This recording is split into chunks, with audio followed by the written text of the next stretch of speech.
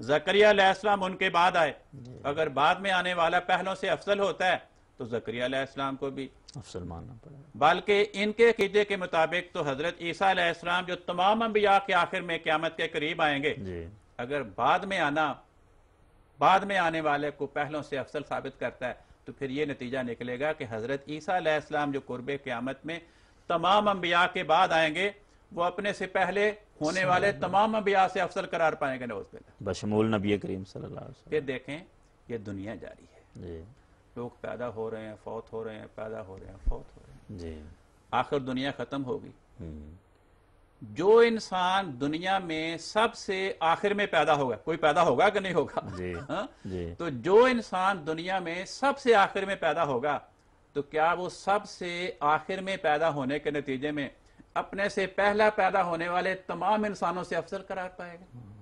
تو یہ کوئی ظاہر بات ہے نہیں ہے۔ چنانچہ یہی وجہ ہے کہ یہ صرف ہم نہیں کہتے، پہلے بزرگ بھی اس بات کو کہتے ہیں جی کہ بھئی آیت خاتم النبیین یہ کوئی تاریخی بات نہیں بیان کر رہی، ہم، یہ تو حضرت محمد مصطفیٰ صلی اللہ علیہ وسلم کی افضلیت اور آپ کی شان بیان کر رہی ہے، ہم، اور سب سے آخر میں پیدا ہونا یہ تو کوئی افضلیت اور شان کی بات نہیں ہے۔ چنانچہ ایک بزرگ گزرے ہیں بہت پرانے، انہوں نے ایک کتاب لکھی ہے ختم الاولیاء، وہ میں آپ کو دکھاتا ہوں۔ جی کتاب کا نام ہے ختم الاولیاء، اور لکھنے والے بزرگ ہیں الشیخ ابی عبداللہ محمد بن علی بن حسن الحکیم الترمذی۔ انہوں نے اپنی اس کتاب میں یہ مضمون بیان کیا ہے۔ جی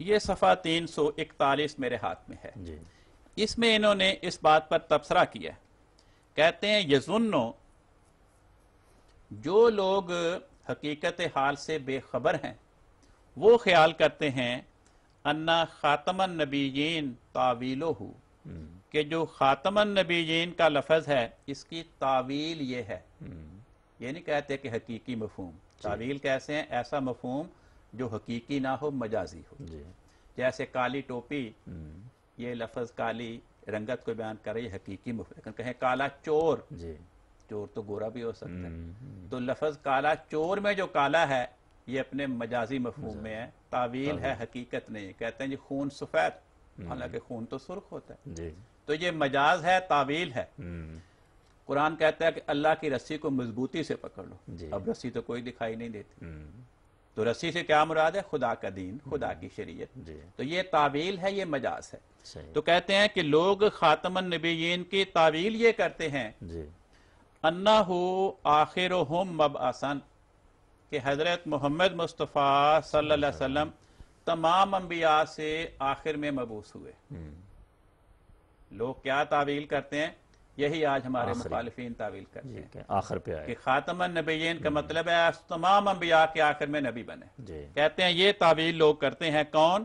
جو حقیقت سے بے خبر ہیں۔ ہم، اس پر وہ تبصرہ کرتے ہیں فَأَيُّ مَنْقَبَةٍ فِي هَذَا، ہم، کہ یہ لفظ تو قرآن کریم نے حضرت رسول پاک صلی اللہ علیہ وسلم کی شان بیان کرنے کے لیے بیان کیا تھا، جی تو کہتے ہیں ایو منقبۃ فی ھذا، تمام انبیاء سے سب سے آخر میں مبعوث ہونے میں کون سی شان ثابت ہوتی ہے؟ ہم، وَأَيُّ عِلْمٍ فِي ھذا، تمام انبیاء سے سب سے آخر میں پیدا ہونے، تمام انبیاء سے سب سے آخر میں نبی بننے میں کون سا علمی نقطہ ہے؟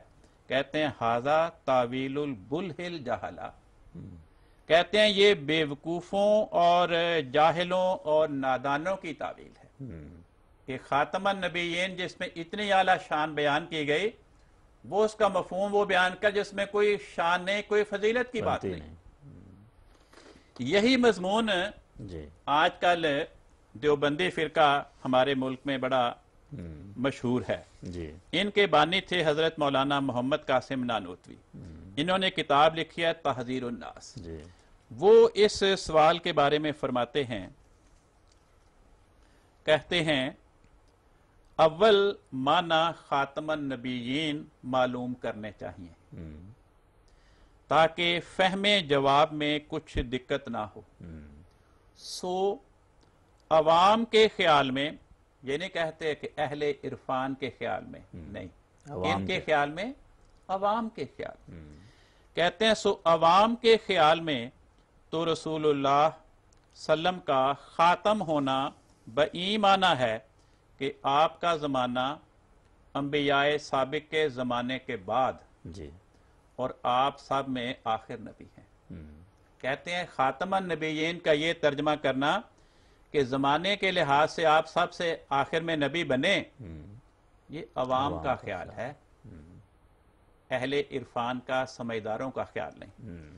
کہتے ہیں مگر اہل فہم پر روشن ہوگا، جی، اہل فہم، سمجھدار لوگ، جی، اہل فہم پر روشن ہوگا کہ تقدم یا تأخر زمانی میں، یعنی زمانے کے لحاظ سے پہلے آنا یا بعد میں آنا، اس میں بذات کچھ فضیلت نہیں.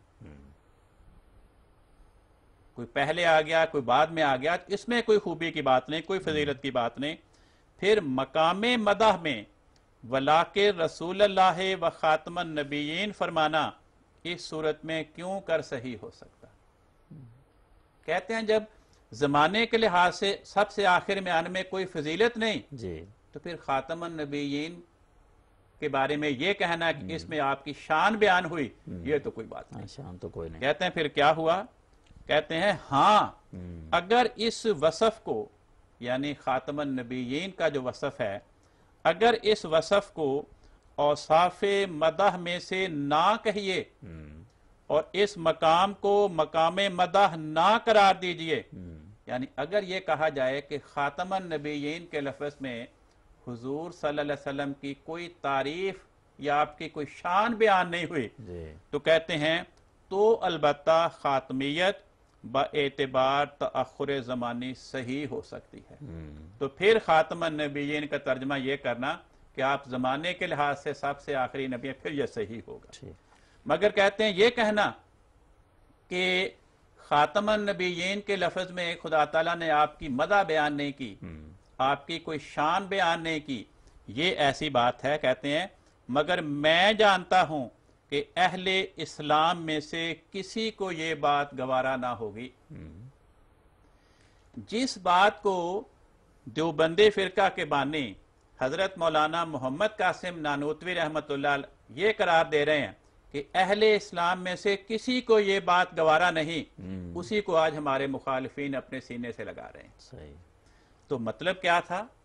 ہمارے نزدیک آخری نبی کا مطلب وہ ہے جو حضرت محمد مصطفیٰ صلی اللہ علیہ وسلم نے ہمیں خود سمجھایا.